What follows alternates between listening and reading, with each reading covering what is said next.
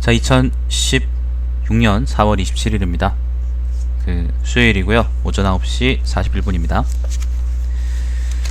자, 오늘은 권백일, 사기 권백일 원앙 조조열전입니다. 원앙 조조열전이고요. 제 41번째 열전이고, 여기서 조조는 조착이라고 부르는 사람인데, 조착이라 부르기도 하고 조조라 부르기도 하는데요. 기본적으로는 우리가 아는 유명한 조조 있잖아요. 위나라 세운 조조하고는 다른 사람입니다. 전한에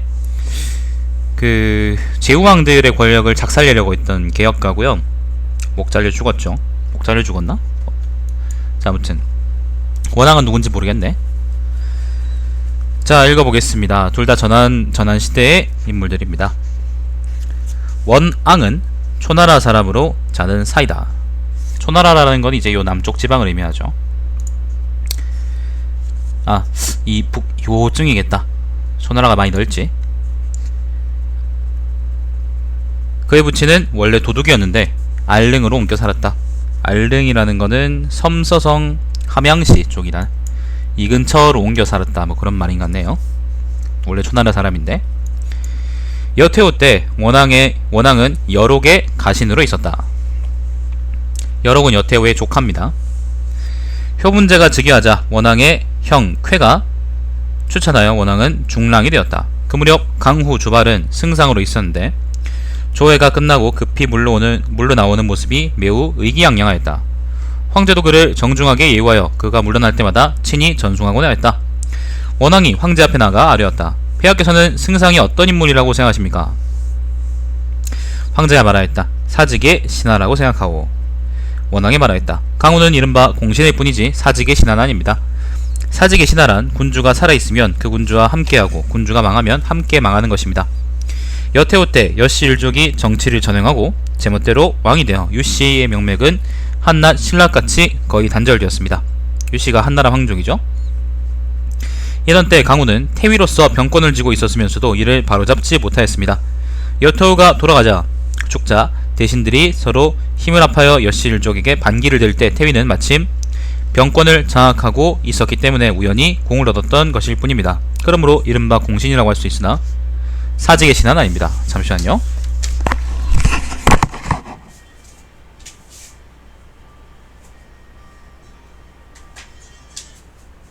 예, 목사님. 예, 집에 있습니다. 지금 좀 바쁜데 제가 나중에 좀 연락도 될까요? 예, 알겠습니다.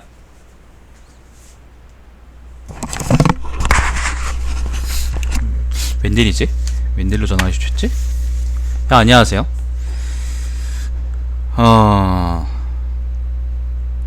여태오가 돌아가시자 대신들이 요거는 읽었죠.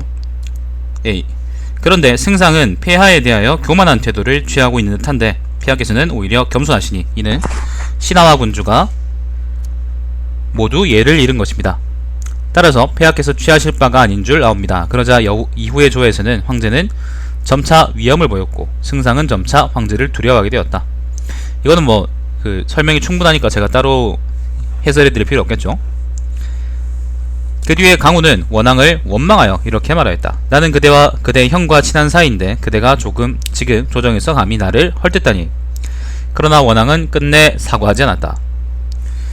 강우가 주발이 승상에서 물러나 자기의 본국으로 돌아간 뒤 그곳의 사람들이 상소를 올려 강우가 반란을 일으키려 한다고 밀고하였다. 그래서 강우는 소환되어 감옥에 갇히게 되었으나 종실과 대신들은 누구도 강우를 위하여 변호하지 않았다. 그런데 유독 원앙만이 강우가 죄가 없다고 분명히 변호하였다. 강우가 석방될 수 있었던 것은 원앙의 힘이 상당히 컸다. 그 뒤 강우는 원앙과 친교를 굳게 맺었다. 회남의 여왕이라는 거는요, 유장이랍니다. 회남왕 유장, 한나라 고조의 유망의 어린 아들이랍니다.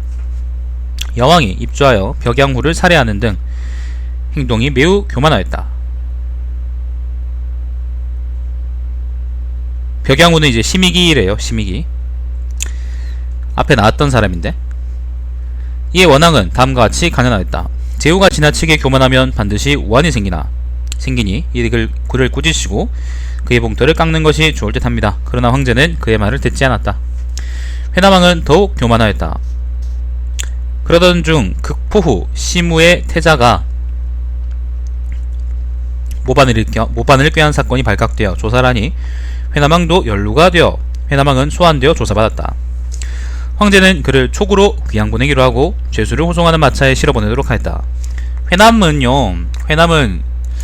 요게 회수거든요. 요쪽을 의미하고요, 요 지역을 의미하고, 촉이라는 거는 요게를 의미하죠. 자,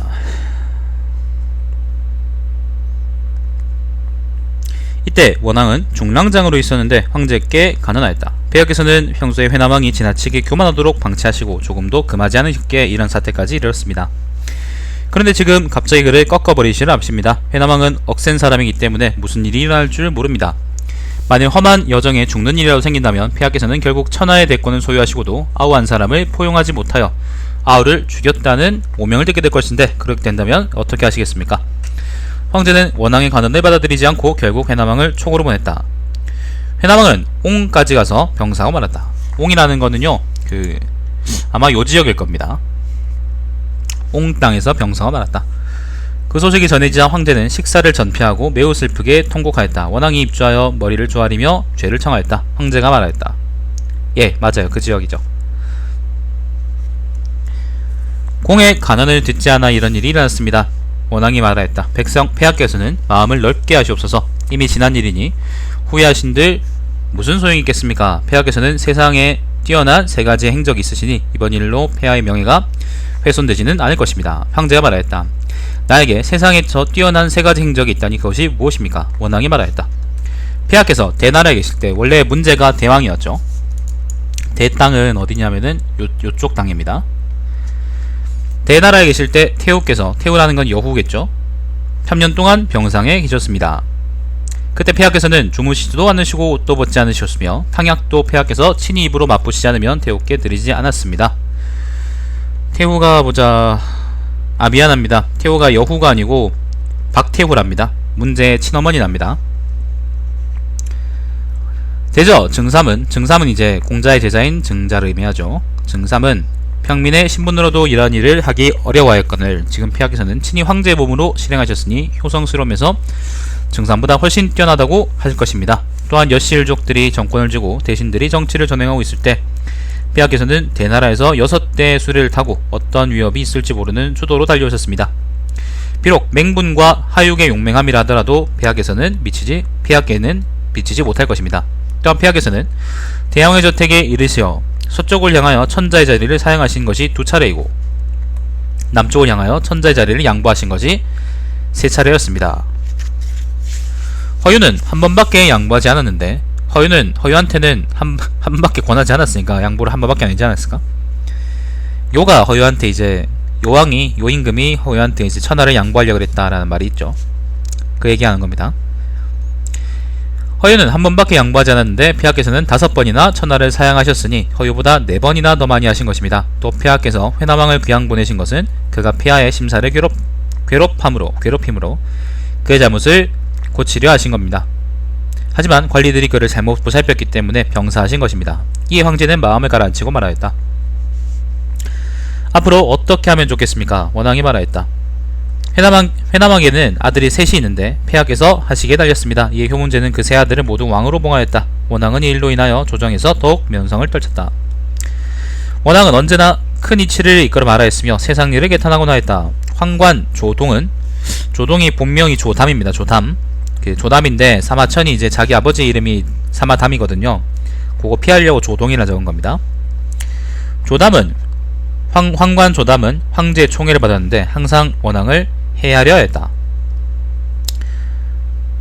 그렇기 때문에 원왕은 그것을 걱정하였다. 원왕의 조카 종은 상식이라는 거는 황제를 모시는 이제 기사래요.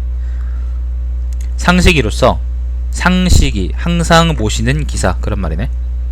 황제를 상징하는 부절을 잡고 황제 곁에서 시종하였는데 그가 원왕에게 다음과 같이 귀띔하였다. 숙부님께서 그와 싸우고 계시는데 이전은 어전에서 그에게 모욕을 주어 그의 중상이 받아들여지지 않도록 선수를 시십시오. 조담에 관해서 말하는 거죠. 어느 날 효문제가 외출할 때 조담은 황제를 수행하며 수레에 함께 타고 있었다. 그때 원왕이 수레 앞에 엎드리며 말하였다. 신은 천자께서 6대의 수레에 함께 신은 천자께서 6대의 수레에 함께 태우고 가는 사람들은 모두 천하의 호골과 영웅이라고 들었습니다. 비록 지금 한나라에 인재가 부족하다고는 하나 폐하께서 어찌 환관과 함께 수레를 타십니까? 이렇게 이에 황제는 웃으면서 조동을 내리게 하였다. 조동은 울면서 수레에서 내렸다. 차에서 내려, 그런 말이겠지. 효문제가 폐릉에서, 폐릉이라는 건 유방의 릉이 아니고 섬서성 서안시 동북 쪽이라 그러니까 뭐 대략 뭐 이 어디에 있는 곳 아니겠어요, 그죠? 폐릉에서 지명인가 보네. 서쪽으로 가파른 산비탈을 말을 달려 내려가려고 했다. 이에 원왕은 말을 타고서 말머리를 황제의 수레와 나란히 하여 수레의 곱비를 잡았다. 그러자 황제가 말하였다. 장군은 겁이 납니까? 원왕이 말하였다. 신은 천금을 가진 부잣집의 아들은 마루 끝에 앉지 않고 백금을 가진 부잣집의 아들은 난간에 기대고 서지 않으며 현명한 군주는 위협을 무릅쓰면서 유행을 바라지 않는다고 들었습니다. 지금 폐하께서 6마리의 말이 끄는 수레를 몰아 가파른 산비탈을 달려 내려가고 하시던데, 만일 말이 놀라 수레가 부서진다면 폐하께서는 몸을 가벼이 하신 것은 둘째치고 종묘와 태호께서는 무슨 면목으로 대하시겠습니까? 이에 황제는 그만두었다. 황제가 상림원에 추리하였을 때, 상림원이라는 거는요, 진나라 한나라 왕조의 황제들이 이제 놀러 다녔던 사냥터래요. 뭐 컨트리 클럽 같은 거겠죠.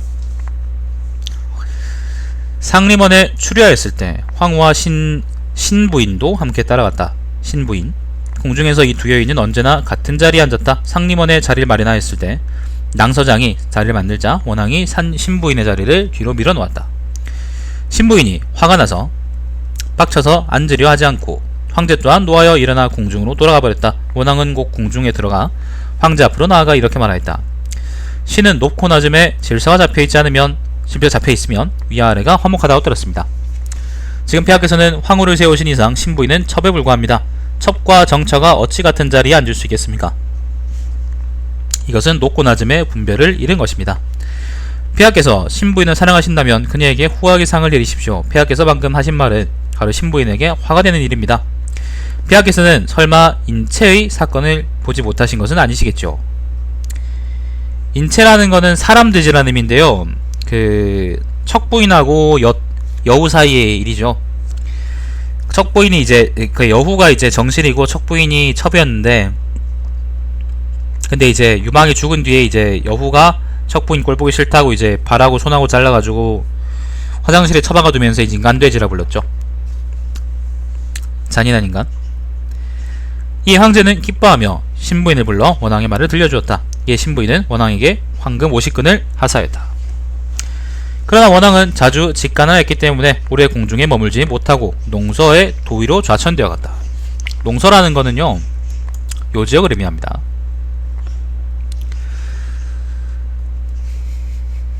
농서 땅. 그는 사졸을 사랑으로 보살폈기 때문에 사졸들은 모두 그를 위하여 앞을 다투어 죽음도 아끼지 않을 정도였다. 뒤에 그는 제나라의 재상으로 자리 옮겼다. 제나라는 여기 있는 나라죠. 그리고 다시 오나라의 재상으로 자리를 옮기게 되었다. 오나라는 여기 있는 나라죠. 그가 하직 인사하고 오나라로 떠나려 할 때 조카인 종이 원왕에게 이렇게 말하였다. 오왕은 이미 오랫동안 교만에 빠져왔고, 여기서 오왕이 유비네요. 나중에 5초 출국이 난 이렇게 유비네요.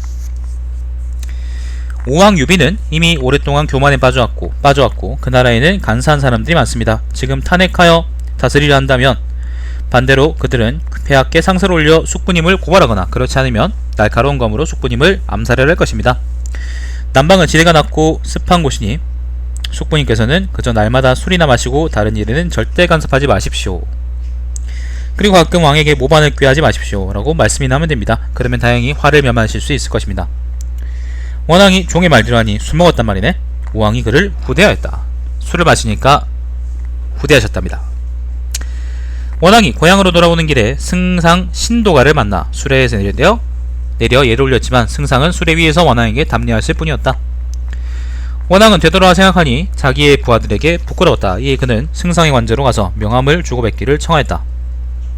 승상은 한참 지나서야 그를 만나주었다. 원왕은 무릎을 꿇고 말하였다. 사람들을 물리쳐 주십시오. 그러나 승상이 말하였다.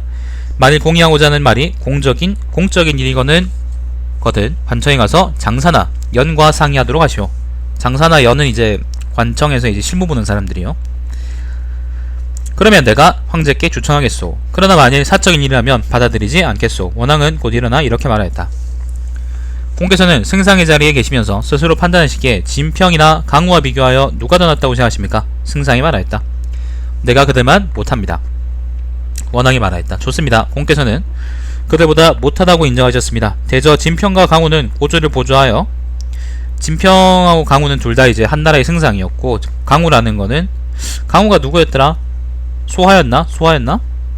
아무튼 천하를 평정하였고 대장과 재상이 되어 여씨일족을 주멸하여 유씨의 한나라를 보존시켰습니다. 그런데 공께서는 말타기와 활쏘기를 잘하는 무사로서 대장으로 승진하시어 공을 쌓아 회양의 군수가 되었을 뿐 기이한 계책을 낸 것도 아니며 성을 치고 야전에서 공을 세운 것도 아닙니다. 한편 폐하께서는 대나라에서 오신 이래로, 아까 얘기했듯이 이제 문제가 대나라 왕이었죠. 원래 조회할 때마다 난관들이 상소를 올리면 폐하께서는 용년을 멈추게 하시고 그들의 진언을 받아들이지 않으신 적이 없었습니다. 용년이라는 거는요, 보자, 그러니까 수레를 가리키는 말이다 그러는데, 그러니까 뭐 어디 가다가 이제 누가 상소를 올리면 그건 항상 봤다 뭐 그런 말인가? 용년을 멈추겠다는 말은 이제 가는 길을 멈추겠다, 아니면 가다가 멈췄다, 수레 타고 가다가 수레를 멈추겠다 뭐 그런 말이겠지. 그리하여 진언 중에서 쓸만한 것이 아니면 버려두고 쓸만한 것 진언이면 채택하시면서 좋다라고 칭찬하지 않으신 적이 없으셨습니다. 그러한 까닭은 무엇이겠습니까? 이것은 바로 그런 방법으로 천하의 현명한 사대부를 불러 모으시고자 하셨기 때문입니다. 그리하여 폐하께서는 날마다 아직 듣지 못하신 사실을 들으시고 일찍이 모르시던 사실을 상세하게 하시게 되어 날이 갈수록 현명해지고 지혜로워지셨습니다. 그런데 공께서는 스스로 천한 사람들의 입을 막아 날로 더욱 어리석어지고 계십니다. 대저 현명한 군주가 어리석은 재상을 질책한 경우 그 화를 공이 받을 때가 그리 멀지 않았습니다. 이에 승상은 원왕에게 두 번 절하고 말하였다. 나는 미천한 사람인지나 아무것도 모르니 장군께서 가르쳐주시면 다행이겠습니다. 그리고 원왕을 이끌고 돌아가 자리를 같이하고 상객으로 대접하였다. 원왕은 원래부터 조조를 좋아하지 않았다. 그래서 조조가 있는 자리에서는 원왕이 자리를 뜨고 원왕이 있는 자리에서는 조조도 마찬가지로 자리를 떴다. 그래서 두 사람은 한 번도 같은 자리에서 이야기를 나눈 적이 없었다. 효문제가 붕어하고 효경제가 즉위하자 조조는 어사대부가 되었다.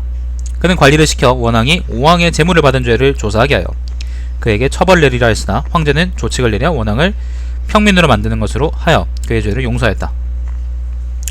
5초가 반란을 일으켰다. 여기에 5초 7국이 아니죠. 는 소식이 전해지자 조조가 승과 사에게 말하였다. 무릇 원왕은, 승과 사라는 거는 어사대부의 보좌관이랍니다. 자기 이제 비서진이겠죠. 무릇 원왕은 오왕의 뇌물을 많이 받고 오로지 오왕의 죄를 은닉하기만 하고 그가 모반할 리 없다고 말을 하고 있다. 근데 지금 과연 오왕이 반란을 일으켰다. 원왕을 처벌하도록 황제께 청하려 한다. 그는 아직 분명히 모반의 계획을 알고 있었을 것이다. 승과사가 말하였다. 아직 일어나지 않았을 때 그를 처벌하여 했다면 역모를 막을 수 있었을 것입니다. 그러나 지금 반란군이 서쪽으로 향하고 있는데 원왕을 처벌하는데 무슨 도움이 되겠습니까? 게다가 원왕이 그런 음모를 꾸몄을 리가 없습니다. 조조는 주저하며 결정하지 못하였다. 그때 누군가가 이란 사실을 원왕에게 알렸다. 원왕은 두려워서 밤을 튼타 두영을 만나 그에게 오나라가 모반한 진상을 말하고 황제 앞에서 직접 아뢰고 싶다고 했다. 두영은 관진 사람인데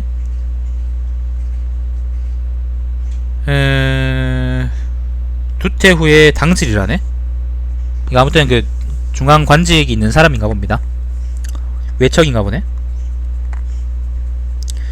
두영이 어전에 들어가 황제에게 원왕의 이야기를 아뢰자 황제는 곧 원왕을 불러 만나보았다. 그때 조조는 황제 앞에 있었는데 원왕이 다른 사람을 물려달라고 요청하자 조조는 물러갔다. 조조는 대단히 빡쳤다. 원왕은 오나라가 반란을 일으키게 된 원인은 조조 때문이고 빨리 조조를 참하여 오나라에게 사과한다면 오나라의 군대는 물러날 것이라고 상세히 아뢰었다. 이 이야기는 오왕비열전에 상세하게 기록되어 있다. 그러니까 나중에 또 오왕비열전이 따로 있거든요. 요게 유비열전입니다. 여기서 유비는 5초 칠곡이라는 일으킨 오왕 유비죠. 황제는 원왕을 태상에 봉하고 두영을 대장군에 봉하였다. 이 두 사람은 원래부터 사이가 좋았다. 오나라가 반란을 일으키자 장안 주변에 벼슬하지 않은 장자들과 성인들이죠. 성인들과 장안 도읍안에 있는 재능 있는 대부들이 앞을 다투어 이 두 사람에게 모여들었는데 다른 수레가 하루에 수백 대나 되었다. 조조가 처형됐니? 결국 죽었구나. 처형된지 원왕은 태상의 신분으로 오나라의 사신으로 갔다. 오왕은 원왕을 장군으로 삼고자 했으나 그는 받아들이자 하지 않았다. 그러자 오왕은 원왕을 살해하려고 도위 한 사람에게 500명의 군사를 주어 군대 안에서 원왕을 감시하도록 하였다. 이전에 원왕이 오나라의 재상으로 있을 때 종사한 사람이 원왕의 시녀와 몰래 통정하였는데 원왕은 이를 알고 있으면서도 발설하지 않고 예전처럼 대해주었다. 어떤 사람이 종사에게 재상께서 네가 시녀와 통정한 사실을 알고 계신다 라고 일러주자 그는 바로 도주하였다. 이에 원왕은 말을 달려 그를 쫓아가서 데려다가 마침내 시녀를 그에게 보내주고 예전처럼 종사로 일하게 하였다. 원왕이 오나라의 사신으로 왔다가 잡혀 감시를 당하고 있었을 때 공교롭게도 그 종사가 원왕을 감시하는 교의사마로 있었다. 그는 가지고 있었던 옷과 물건들을 팔아서 독한 술 2섬을 샀다. 그때 마침 날은 추웠고 병사들은 굶주리고 목이 말라 있었다. 그리하여 술을 먹이니 모두 취하였는데 서남쪽을 지키는 병사들은 술을 취하도록 마시고는 모두 잠이 들었다. 독한 술이라 그러니까 뭐 이과도주 그런 걸까? 이과도주는 요즘 나온 술이겠죠? 옛날엔 또 다른 술이 있었겠지?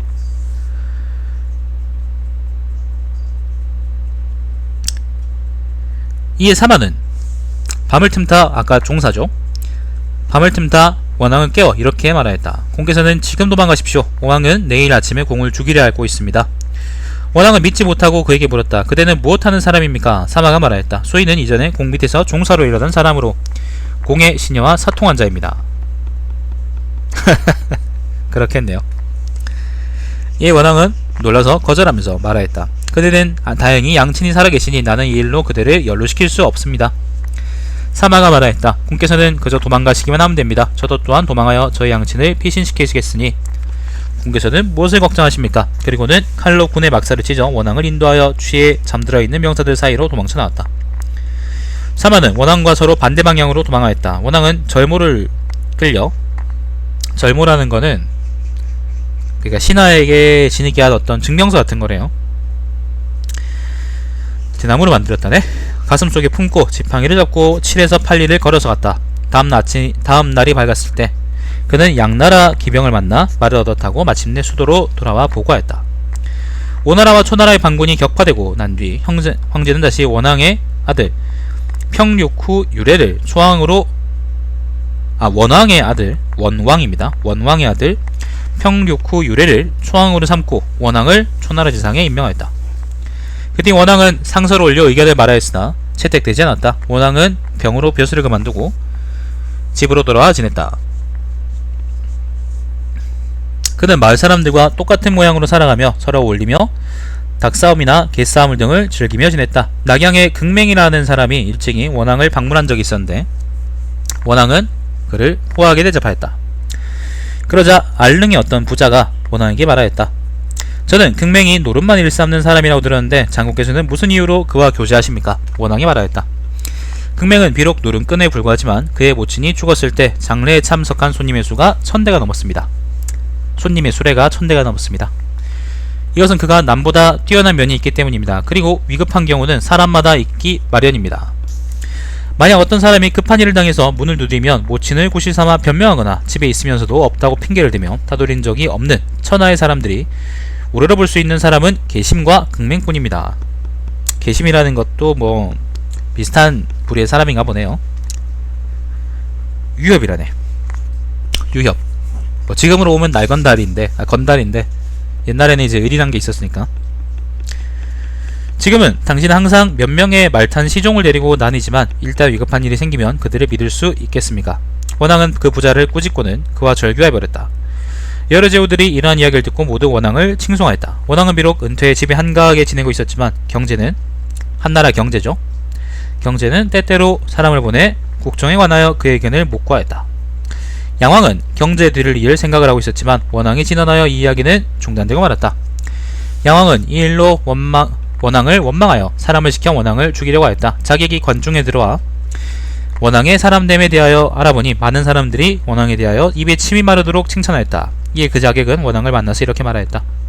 소인은 양왕의 돈을 받고 공을 죽이려고 왔습니다. 그런데 알고 보니 공은 덕이 있는 분인지라 차마 해칠 수가 없었습니다. 그렇지만 이 뒤에도 공을 해치려는 자가 10여 명이나 있으니 경계하십시오.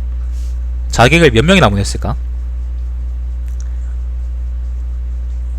이야기를 듣고 원왕은 마음에서 불안하였다. 또 집안에 괴이한 일이 많이 발생하여 배생에게 가서 점을 보았다. 그러나 돌아오는 길에 양왕이 보낸 자객이 알릉의 성문 밖에서 그를 가로막고 원왕을 찔러 죽였다. 요까지가 원왕 열전입니다. 어우, 엄청 기네요. 그 다음이 조조 열전입니다. 조조는 영천 사람이다. 영천이라는 거는요, 당연히 우리 한국에 있는 대구 옆에 있는 영천이 아니고, 영천 땅이 아마 하남 보자, 하남인가? 하북인가? 하남이었을 거예요. 아마 이 근처 어딜 거예요. 이 근처 어디가 영천 땅일 거야. 아마 이 근처 어딜 거예요. 영천 사람이다. 그는 치의 장회 선생으로부터 신부례와 상항의 혁명학을 배웠다. 그리하여 낙양의 송맹과 유래와 같은 스승을 모셨다. 그는 학문이 뛰어나 태상의 장고가 되었다. 지라는 거는 뭐 지명일 텐데, 뭐 하남성 재환이라고 하니까 아마 또 요것도 그 근처 아닐까 싶습니다. 장회 선생은 누굴까? 자, 조조의 사람됨은 준엄 강직하고 비정 각박하였다. 요 조조는 그 위나라 세운 조조 아닙니다. 다른 사람입니다. 효문제 때에는 천하에 상서를 공부한 사람이 없었다. 상서라는 건 이제 은나라의 역사서죠. 상나라의 역사서. 또한 제남의 복생이 옛날 진나라의 박사로부터 상서에 정통하다고 들었으나 그는 나이가 90여 세로 늙어 조종으로 불러들일 수가 없었다. 제남 땅은 이제 요 땅이죠.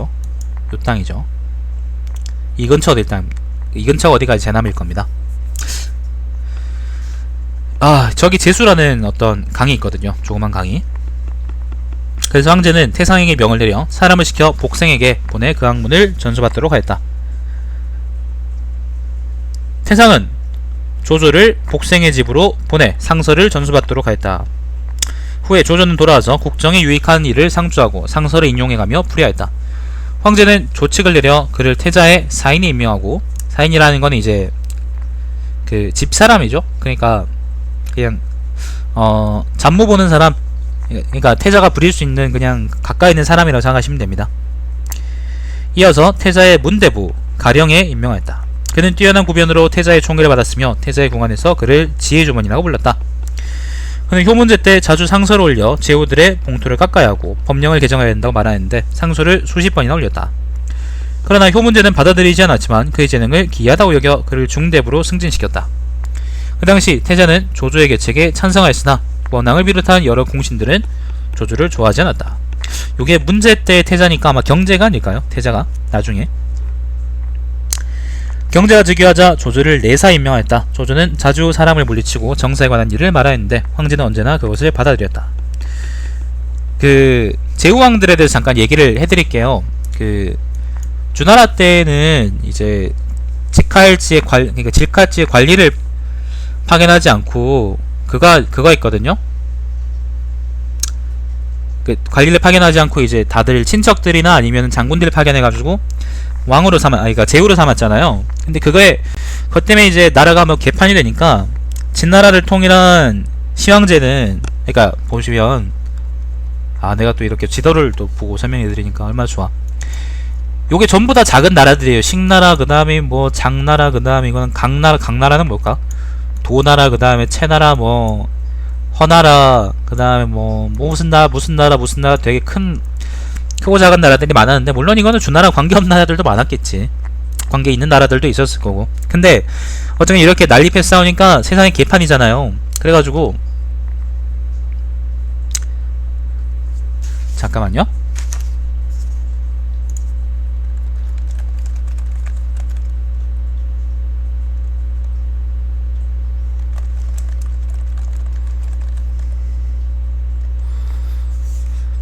예, 개판이니까 이제 진나라 때는, 예, 그쵸, 옛날엔 도시 하나가 나라급이었지. 대구도 그렇잖아요. 근데 이러다 보니까 진나라 때는 이 제후왕들을 다 폐해버리고, 전부 다 폐해버리고, 이 뭐예요, 군들을 설치했어요. 군현들. 그러니까 지금 우리가 얘기하는 뭐 대구시 아니면 뭐 달성군 아니면 그 뭡니까 뭐 전주시 아니면은 뭐 여수시 요런 군들이나 시들을 그러니까 직할행정지를 다 설치해놔요. 그러니까 근데 이러다 보니까 또 부작용이 생기는 거야. 사람들은 옛날에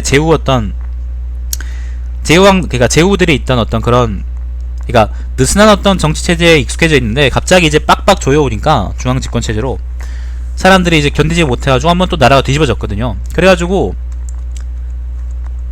전환 때는 그거를 적절하게 섞습니다. 예를 들면은 어떤 지역에는 왕을 두기도 하고 어떤 지역에는 군을 둬요. 그래서 그거를 섞어서 군도 두고 그러니까 직할지도 두고 그 다음에 봉작지도 두는 거야. 그래가지고 제후도 두고 그래가지고 아까 뭐 양왕도 나오고 뭐 제왕도 나오고 그렇게 나오잖아요. 우왕도 나오고 그게 제후왕들이고요. 보통 유씨 친척들을 그렇게 임명해놨고요.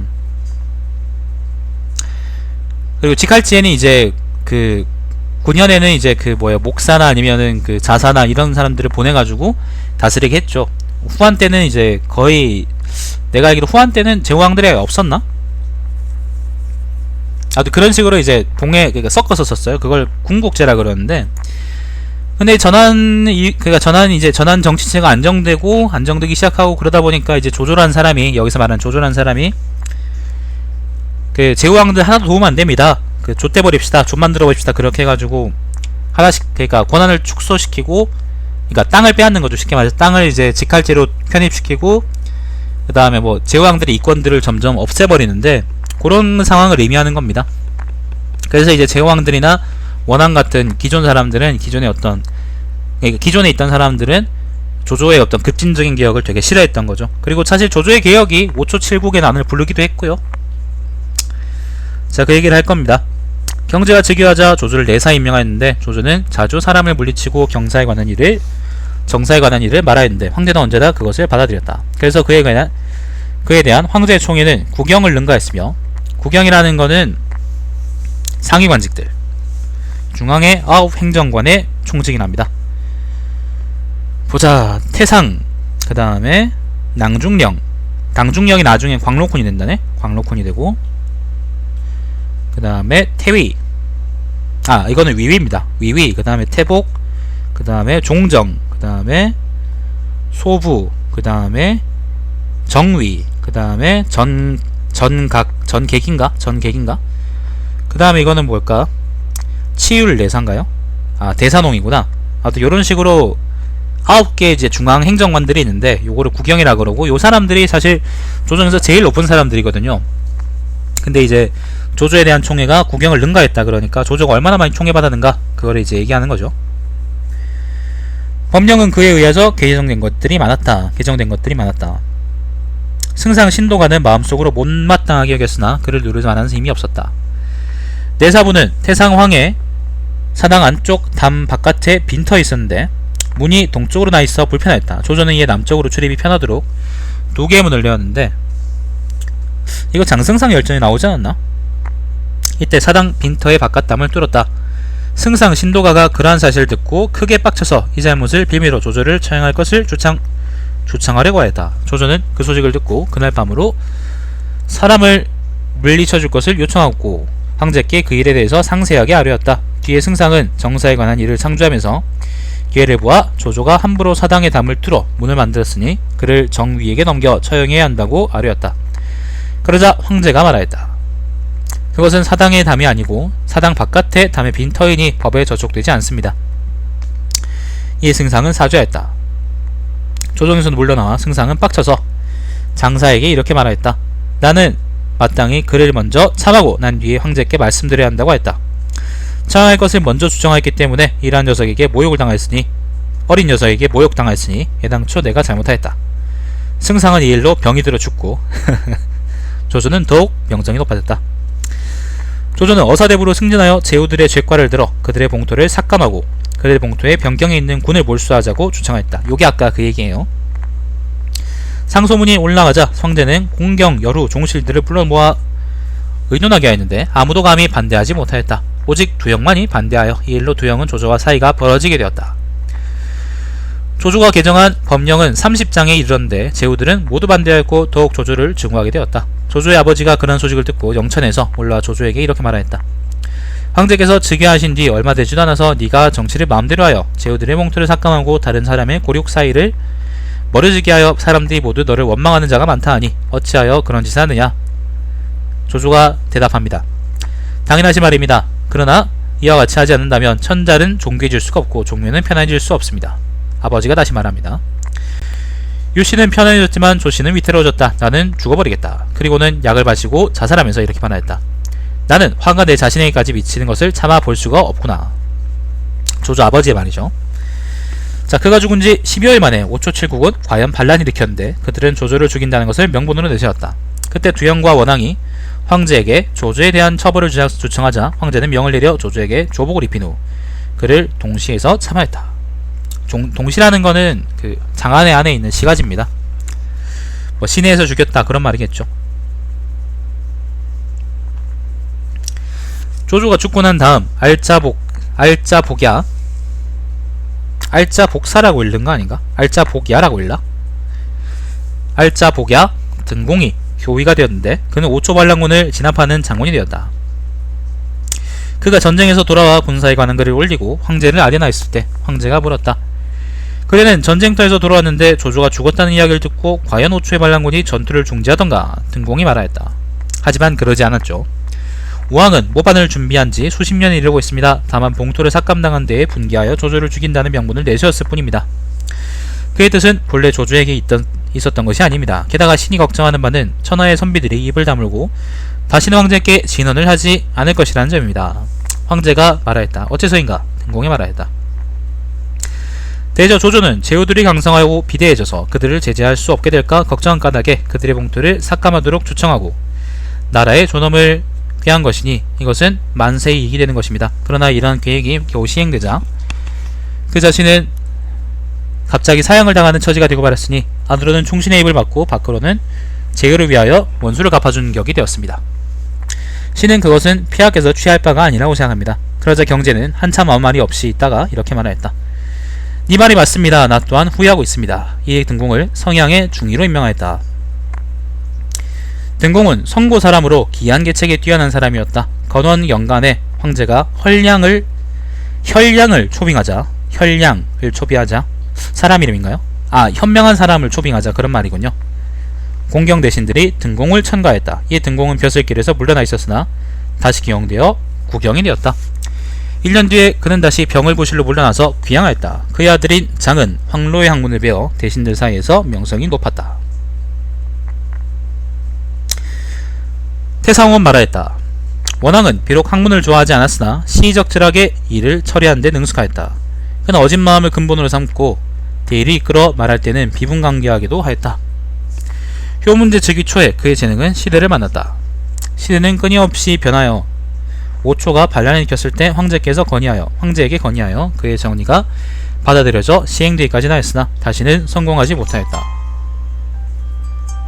잠깐만요 여러분.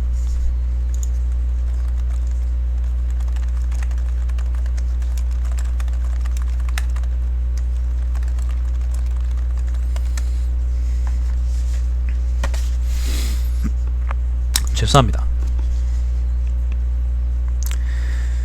5초가 반란을 일으켰을 때 황제에게 건의하여 그의 건의가 받아들여져 시행되긴 하였으나 다시는 성공하지 못하였다. 원왕이죠.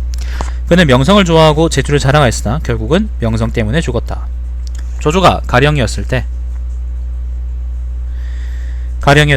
여러 차례 진언을 하였으나 받아들여지지 않았다. 그러나 그 뒤에 권력을 마음대로 할 수 있게 되자 법을 많이 고쳤다. 그는 제후들이 반란을 일으키자 그 반란을 급히 바로잡는 데 힘을 쓰지 않고 사적인 원한을 갚으려다 도리어 자신을 망치고 말았다. 옛말에 옛것을 바꾸고 떳떳한 도리를 어지럽히면 죽거나 멸망한다고 했으니 이는 조조와 같은 사람을 두고 한 말이 아니겠느냐.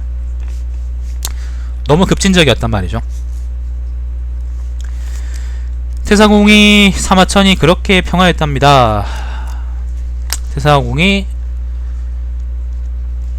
평화한 거에 대해서 내가 특별하게 할 말은 없고 다만 이제 그 급진적인 어떤 개혁, 그러니까 사회를 바꾸거나 세상을 바꾸려 그러면은 뭔가를 어쨌든 뜯어고쳐야 되는데 처음에 시스템이 아무리 훌륭해도 어쨌건 시간이 지나면은 그 녹슬기 마련이잖아요. 그래가지고 어쨌건 손을 보긴 봐야 되는데, 그 조조는 되게 급진적인 방법을 택했고, 사실 뭐 조조보다 더 급진적인 방법을 택한 게 나중에 반란 일으키거나 그런 사람들이겠지만은 결국 그것 때문에 자기 몸을 오래 살지 못하였습니다. 그건 사실 안타까운 일인데, 보면은 급진적으로 뭔가를 하려다가 죽은 사람들은 되게 많거든요. 그러니까 그 구체제를 유지하고 싶은 사람들도 있으니까 그 사람들하고 사이에 어떤 반감이 생기는 거고 간격이 생기는 건데, 그거를 잘 타협하고 이제 더 나은 방향으로 길을 이끌어가는 게 아마 가장 좋은 방법이겠죠. 정치반에서 늘 그런 일이 많잖아요, 그죠? 자, 이걸로 오늘 방송은 종료하겠습니다. 제가 이따 가봐야 될 때도 있고, 그 다음에 오랜만에 읽었더니 목이 아프네요. 이게 권100일 그 원앙 조조 열전이었고요. 다음 열전은 이제 권102 장석지 풍당 열전이고 42번째 열전입니다. 장석지하고 풍당은 누군지 저도 아무도 모릅니다. 이제는 나오는 사람들이 누군지 모르겠어, 사실. 아이고, 내가 지식이 참 짧구나 그런 생각이 드네요. 자, 이건 또 뭐 오늘 밤에 있든지 아니면 나중에 또 있든지 하겠습니다. 사기의 열전이 총 70견인데요. 70권인데요. 그 중에 41권을 읽었으니까 대략 한 반 좀 넘게 읽었네, 그죠? 반 좀 넘게 있으니까 아마 곧 있으면 또 끝나지 않을까? 내가 신경 써서 읽으면은 그렇게 오래 걸리지 않을지 싶은데 빨리 끝내버리고 이것도 세가를 읽든지 아니면은 분기를 읽든지 그래야겠네요. 자, 아무튼 여러분 오늘 그러면 방송 들으신다고 수고하셨고, 저는 오늘 방송 여기까지 하겠습니다. 그러면 다음 시간에 또 뵙겠습니다.